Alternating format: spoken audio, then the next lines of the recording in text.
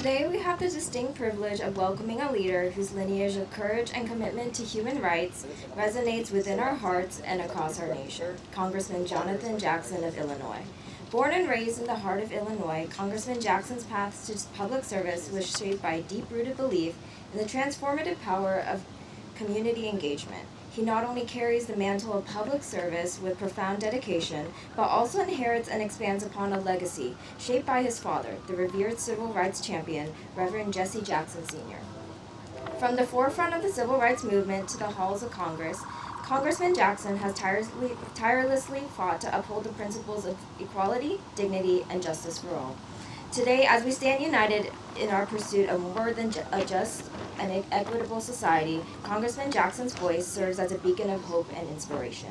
He has been a voice for our voiceless brothers and sisters in North Korea, supporting and co-sponsoring H.R. 3012, North Korean Human Rights Reauthorization Act of 2023. Please join me in welcoming Congressman Jonathan Jackson, a dedicated advocate and a true champion for human rights and civil rights in our nation, in North Korea, and all over the world.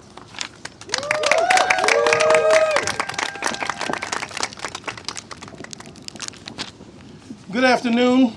Let it be said today that in the long history of the world, no nation has been able to endure without securing for its citizens access to opportunity and a basic respect for human rights. Call the roll, and you will discover that every nation that endeavored to subjugate the basic aspirations of its people fell victim to the human rights desire to be free.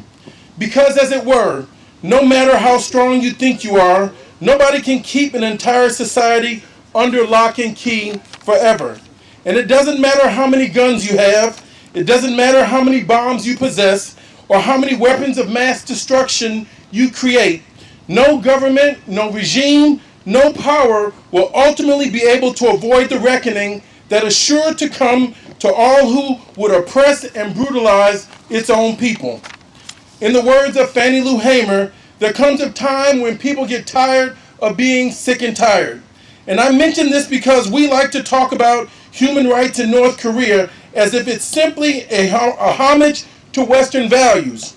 But I submit to you today that advocating for human rights of the North Korean people is not an attempt to Westernize North Korea. Asian culture and Asian value are as prescient and important for the future of our world as anything the West has been able to come up with. Make no mistake about it, we are not trying to Westernize North Korea. But what we are trying to do is force the Korean dictator to understand that the suppression of human rights in his country is a threat to his very own survival. There is no greater threat to the North Korean government than how it treats and brutalizes its own people. It's not an external force, it's not a foreign nation, and no regime of international sanction can put the government of North Korea in greater jeopardy than the tyranny by which it suppresses freedom within its own walls.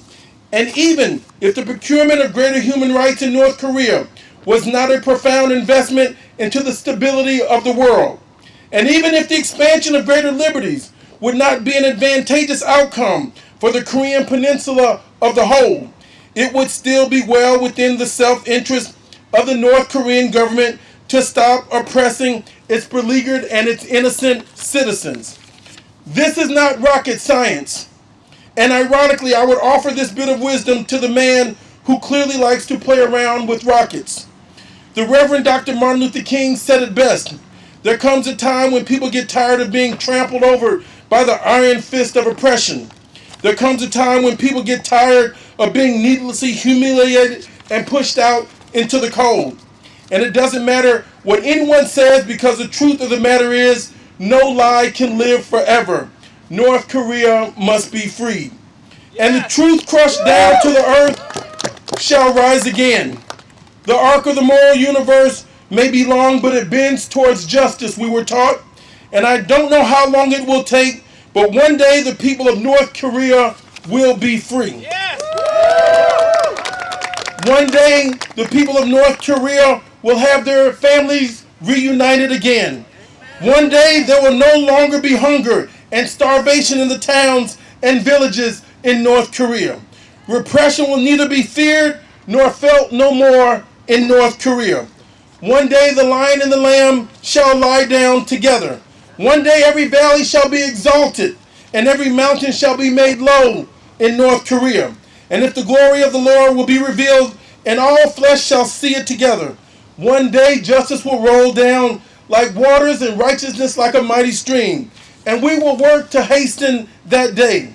This is our prayer for the people of North Korea. This is our work for the people in North Korea.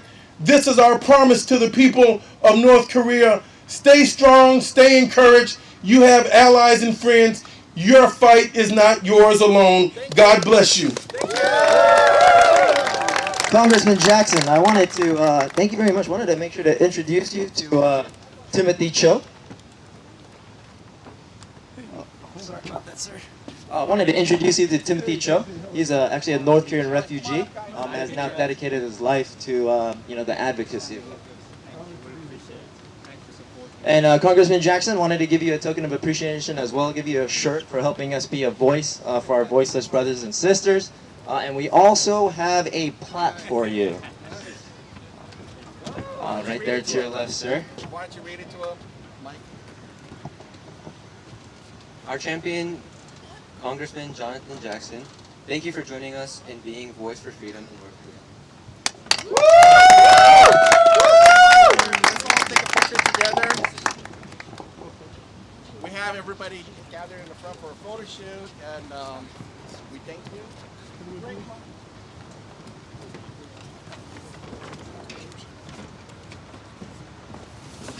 All right.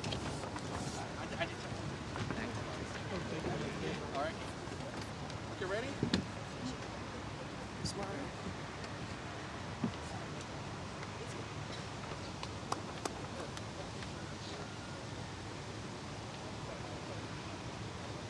All right, thank Congressman you so Jackson, much. thanks again for being a champion for North Korean human rights.